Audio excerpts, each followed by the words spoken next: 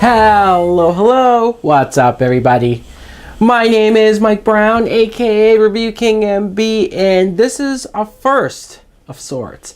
This is the first time that I'm going to be reviewing 3 movies in one video because Oscar season is upon us. And when I saw the nominations, usually what I do, if I'm not bitching and ranting and complaining about what movies got nominated and what movies didn't, I look at some of these nominees, and for the movies that I haven't already seen, I go check them out because I do try to have an open mind. I do try to be unbiased when it comes to some of these things, and a lot of these movies I was already curious about, interested in.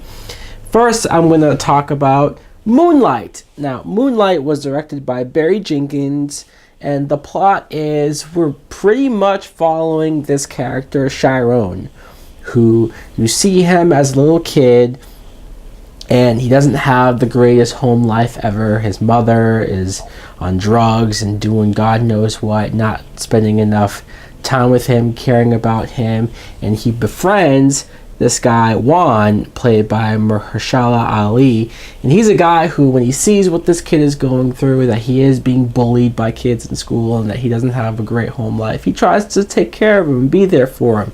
And then you follow years later this kid in high school just going through a lot of stuff, and then him as an adult. And this is one of those movies that just pure structure, I can appreciate what this movie was doing, taking this one kid and basically showing you his life.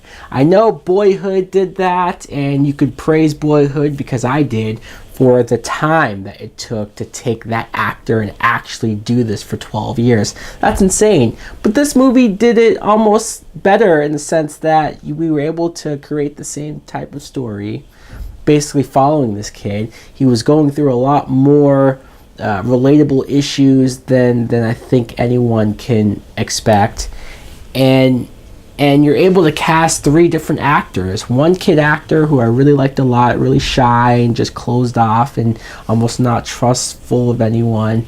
And then when you see him as a teenager, the actor who played him as a teenager, this was Ashton Sanders. He was great. He's my favorite version of this character. All of them were great, but he really sold the emotion, just everything that he was being put through. This is when he starts to realize truly that he might be gay, and the bullying that goes on with that. And Naomi Harris, that she showed a lot of range as an actress, being this despicable person. I mean, at the end of the day, she did love him. She just had a lot of issues, a lot of demons that she was battling herself.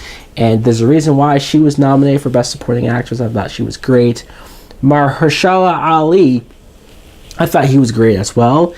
And before this movie, I heard a lot about him with this film. So going in, I expected more of him, or just that he would be in the movie more. And he's not. He has a few scenes, and his character is integral to the Chiron character, but he's not in it nearly as much as I thought. So that shows how much of a presence he had in the film. The simple plot, just doing it as effective as they did, and you don't see a whole lot of movies dealing with what it's like for somebody to go through this. I enjoyed it. I think it's a race for the Oscars between Moonlight and La La Land. Personally, I enjoyed La La Land the most, and I would vote for that. But if this movie won, I would not be disappointed. Next up, let's talk about Manchester by the Sea, because, man, this movie, it's directed by Kenneth Lonergan, and you have Casey Affleck, who plays Lee Chandler. The beginning of this movie, you see Casey Affleck, and he's kind of a dick, just in the sense that you see him and he doesn't really care about anything. He has this blank expression, just like he seems dead inside. And people who are trying to talk to him, be friendly. He's in a bar for one scene, and this girl blatantly is hitting on him, trying to get to know him, and just nothing. He won't give any of himself away. And you're wondering why, like what happened to this guy for him to be this way. And as the movie chips along, you see flashbacks of back when he was married to Michelle Williams, and they had like 3 kids, and he seemed happy back then. He seemed like things were going well. You see his relationship with his brother, Kyle Chandler plays Joe, and him with his son, and how Casey Affleck was being a good uncle for that. Like all of that, It was interesting until you see present day that Casey Affleck's brother dies, so he has to start taking care of his nephew, but he's definitely not ready for it, doesn't want to take on that responsibility. And it seems messed up because the brother leaves everything for him. Like, here's the money, here's the house, here's the resources just to take care of him until he's ready to do whatever.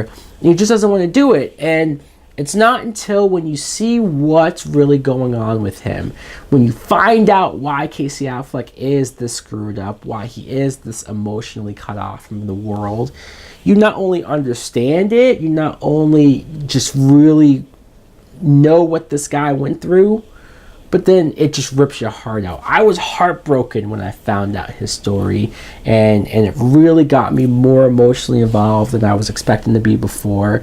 And then Michelle Williams, I have to mention this. I'm sure if anybody has already maybe seen reviews for this movie or heard about it, you've probably already heard about how great Michelle Williams is. And she's only in the movie for maybe like a couple scenes, a few scenes maybe, but short doses in the flashbacks with her. But then there's one scene where she has a conversation with Casey Affleck. And I won't get into spoilers or anything that they're talking about or what happened to him, but just her acting, her emotion that she brings out, and what she's able to do and just bring out of herself, it's beyond amazing. She pretty much came in here and said, all right, here's my Oscar performance. I will take my trophy and leave. It's one of those things where there's a lot going on with it, and there's a lot that Casey Affleck, I think, showed me as an actor. Last film I'm going to talk about is a movie that wasn't itself nominated for Best Picture, but some of the actors were, or at least some. It was a movie that I was curious about beforehand. Nocturnal Animals. This is directed by Tom Ford. You have Amy Adams, who plays Susan Moreau. She's married, but you can tell that she's not happily married. Her and her husband, played by Armie Hammer, they're growing apart, and he's cheating on her. Like, it's not a great situation. But then she receives a book in the mail from her ex-husband, who's played by Jake Gyllenhaal, and he wrote his first story or big story, and she starts to read it. So throughout the movie, you see in movie form the story that he's written. You see that as a movie, and then you cut back to Amy Adams and her reacting to it, and then her dealing with her life and whether or not maybe she wants to go back to Jake Gyllenhaal. Now, what I thought of the movie was, I thought the movie was okay. Just okay. Like, I didn't love it, but I didn't dislike it either. It's one of those things where the more I thought about the movie after I saw it, the more I was like, okay, I see what they were doing. I even understand and kind of like what they were doing, but overall it didn't hit me emotionally like some of these other movies did. Amy Adams is great. She's pretty much great in every film I see her in, so there's no surprise there. Jake Gyllenhaal, you see him play two characters, really. One is Amy Adams' ex-husband, but then you also see him play the character from his story that she's reading. So you're seeing that story, and you're seeing him play this character, Tony, who's married to Isla Fisher, who looks like Amy Adams a lot. And them and their daughter, they're driving on the highway, and they get sort of cut off by Aaron Taylor Johnson, who plays Ray. And if I didn't already know that this was Aaron Taylor Johnson, then I wouldn't have known it was him. He's that unrecognizable. He's that different just in his demeanor and his actions and the stuff that he does. He's so heinous and despicable. It's almost like everything that goes on with that story and everything that the Tony, Jake Gyllenhaal character has to go through there, that was a far more interesting story, and I almost wish the movie would have been more about that, or actually just that. As much as I like Amy Adams, all of that other stuff of coming out and seeing her, like, I get it, but you probably didn't need it, or at least it would have been a very different movie, maybe even a better movie, if it was just the story that the Edward character actually wrote.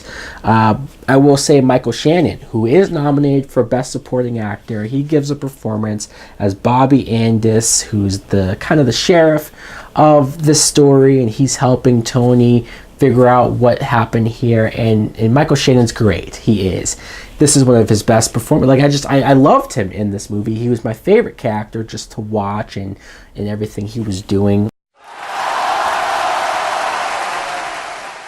Probably the weakest out of these Oscar movies that I've watched. So guys, let me know in the comments below, what did you think of any of these 3 movies? If you've seen any of them or all of them, which movie from the Oscars would you like to see me review, if I can do so? Thanks for watching. Like, comment, subscribe. Later!